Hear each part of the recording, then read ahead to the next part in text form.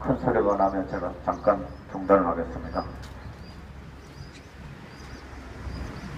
지난 5월 20일 메르스에 감염된 첫 환자가 나타났고 휴일이 지나면서 이제는 온 나라가 전시 상황이 되어버렸습니다.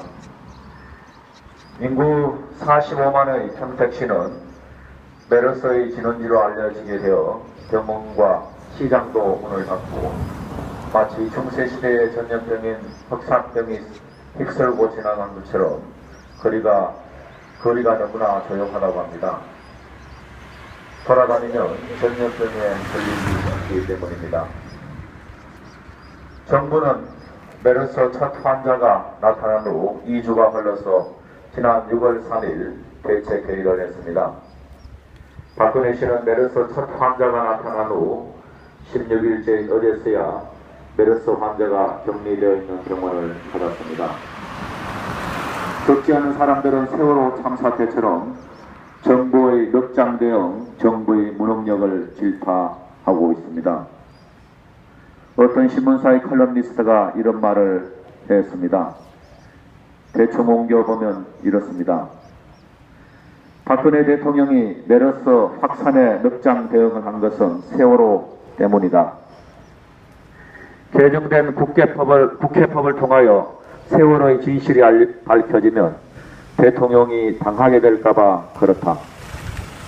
개정된 국회법을 폐기시키는데 온 신경을 쓰다 보니까 메르스 확산에 넉장 대응을 할 수밖에 없었다. 저는 이 칼럼니스트의 말에 공감을 합니다. 박근혜 씨는 아버지 박정희 씨의 명예를 회복하기 위해서 대통령이 되었습니다. 그리고 자기가 실패하면 아버지의 명예에 치명타를 줄까봐 수단을 가리지 않고 오로지 정권 유지에만 골몰하고 있습니다. 세월호 참사 때처럼 이번 메르스 확산 때처럼 국민들의 안전은 생각하지 않습니다. 아버지의 명예, 자기의 명예만 생각하고 있습니다. 오늘 복음에서 율법학자들 이야기가 나옵니다.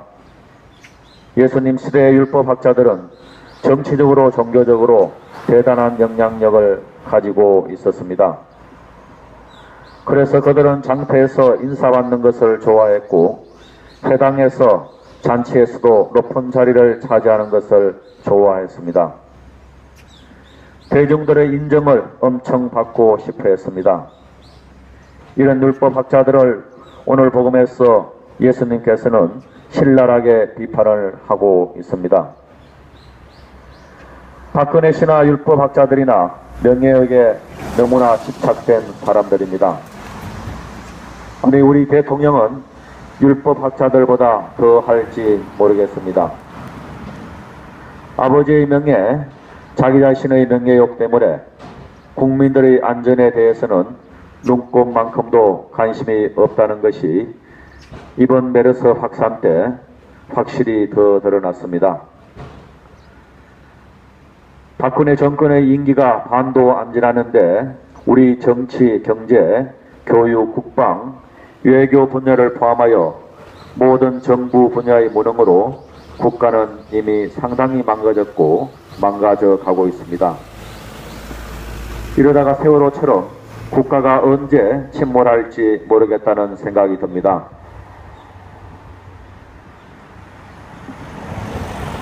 메르스가 2주 동안이나 확산되는데도 정부가 아무것도 안 하고 있으니까 전국 보건의료산업노동조합에서 메르스 상황판을 만들었고 일반 시민들이 메르스 확산 지도를 만들었습니다.